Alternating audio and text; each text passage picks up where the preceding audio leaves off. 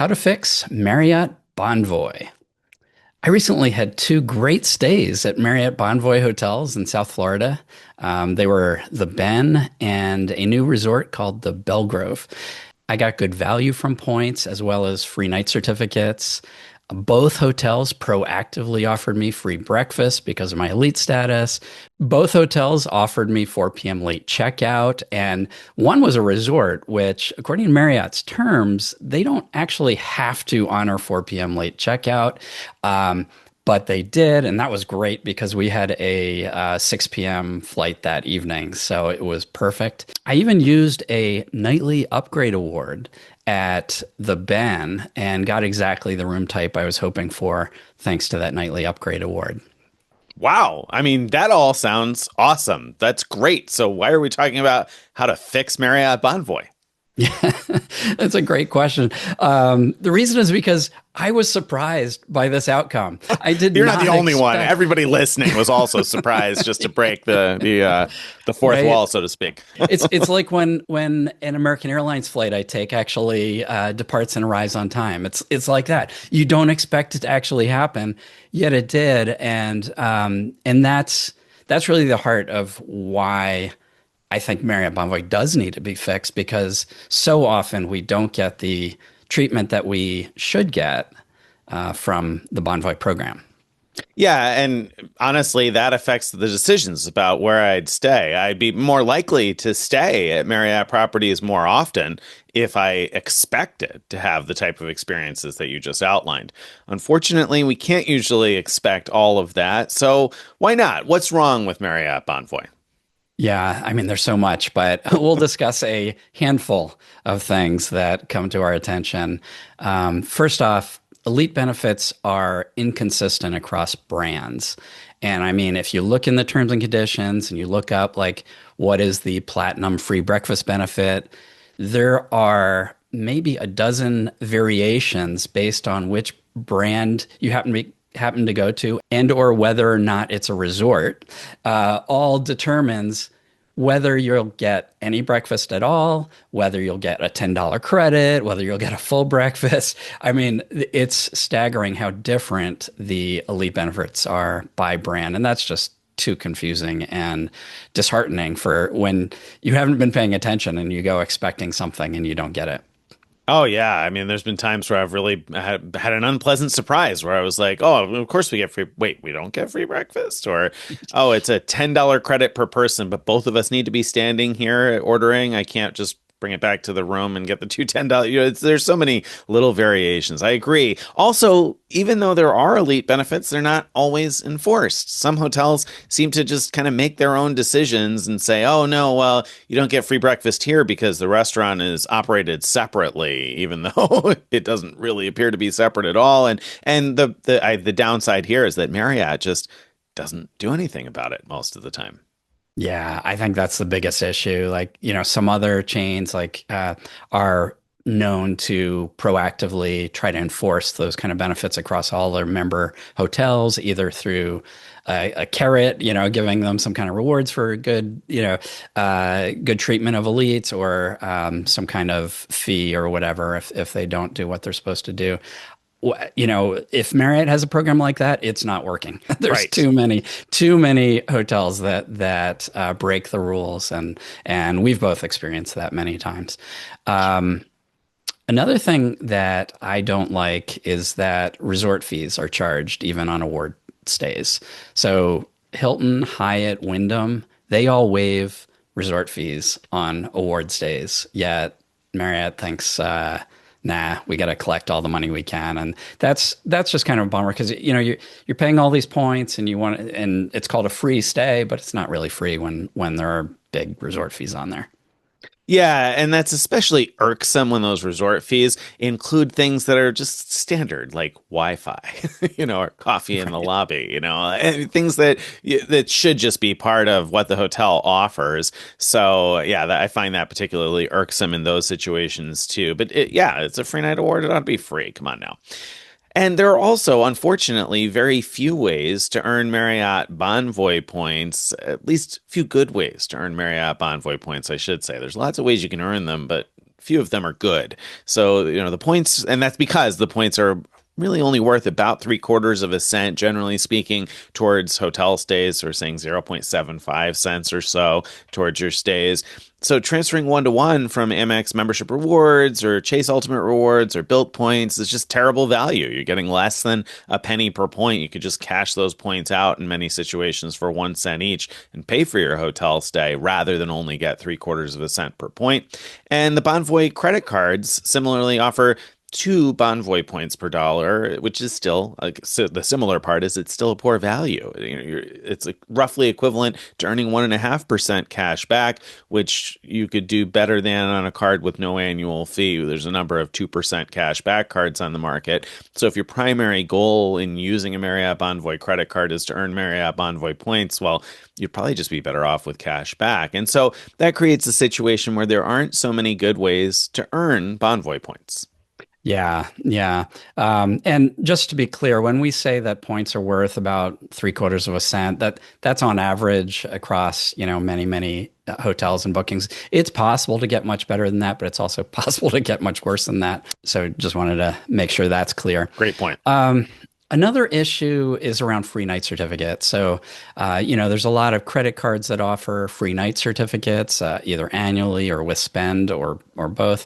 And and they do, and each one is set to a particular number of points. Like the most common one is these 35K free night certificates that can be used at hotels that cost up to 35,000 points for the night, and then you could get that room for free.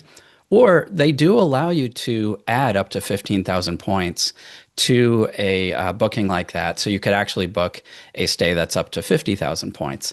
The frustration is that often the hotels we actually want to book are like 52,000 points for the night, and they're just above that threshold where you can't even use points to top it off to use your free night certificate. So that's more of a frustration than something sort of broken about the program, but it's still annoying. Yeah, and finally, the final thing that I think is really just broken is the nightly upgrade awards don't clear until just days before your stay. So at most brands, if you get those nightly upgrade awards, this is a choice benefit, by the way. When you reach 50 elite nights with Marriott, you can choose 5 nightly upgrade awards. The idea being that you can use each of those to upgrade a night at a hotel to a better room, potentially a suite or something like that, an ocean view, whatever it is that matters to you in that case. But the problem is that those don't clear until 5 days before the stay, and they use I say 5 days before the stay, and some brands only 3 days before the stay, and they use some complicated algorithm behind the scenes. So it's not even a situation where if the room you want is available 5 days before the stay, you're going to get upgraded to it. No, no, no. There's some complicated algorithm on the back end that looks for availability every day and updates you sometime during the afternoon until like 2 p.m. the day before your stay. And if they don't clear, they just get put back in your account, and that happens to a lot of people a lot of the time, and it makes it hard to plan on those. Like, you can't guarantee that you're going to have a suite and plan on that reservation if that's what matters to you. Yeah, exactly. That I find that so annoying because, like, let's say you're planning a big vacation and maybe an ocean view is really important to you. You won't even know whether you'll get it or not if you book a standard room and then use one of these nightly upgrade awards until like a few days before, and it's probably within the cancellation deadline by that time. So actually, you don't even necessarily know a few days before because they check each day until the day before, and then they give up checking.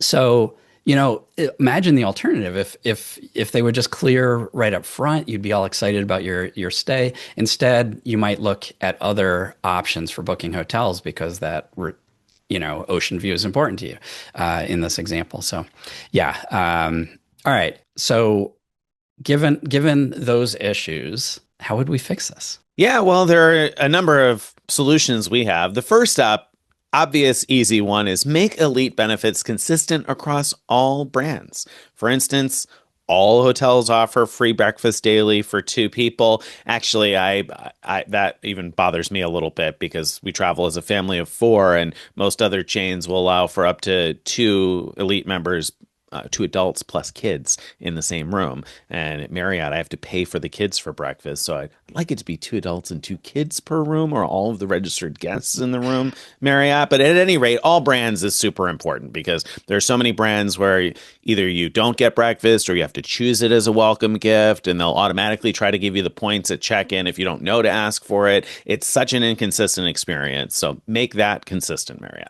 Yeah. And you know what? If you had to have an exception, just make it one brand. Now, see, I understand they try to get independent hotels to join Marriott with like sort of a light touch, touch. So it's really just a marketing channel for them. And so Marriott doesn't have a lot they can do to enforce things like this. And so just force those all into one brand so we know if we book, Marriott Independent Collection or whatever that, all bets are off. But as things stand now, it's crazy. I mean, there are so many brands and so many exceptions that it's just unworkable. Another thing I'd love for them to do is actually have a central program to encourage hotels to honor the elite benefits they're supposed to honor. Maybe explain to the hotels what they're supposed to do, because it's very clear to me from some of my stays that the hotels misunderstand the terms and conditions. And then, provide incentives or fees or whatever to make sure that those things really happen, I think would be really great. Yep. I think Marriott, you need to waive resort fees on award stays and or waive them on all stays for high-level elites. I mean, Hyatt does that with globalists. Globalists don't pay resort fees. Nobody pays them on award stays, and globalists don't pay them on paid stays either. So I think there should be an opportunity to waive those resort fees for your most loyal guests. And certainly when somebody is redeeming the points they've earned from travel for an award for a free night stay, it ought to be free. Come on. Right. Right. They're so far behind the competition on that one. Okay. Another thing that would be really helpful is, we talked before about how points aren't easy to earn at good value. Well, that's because points aren't worth much. And I think an easy solution is make them worth more. And the way you do that is by reducing award prices.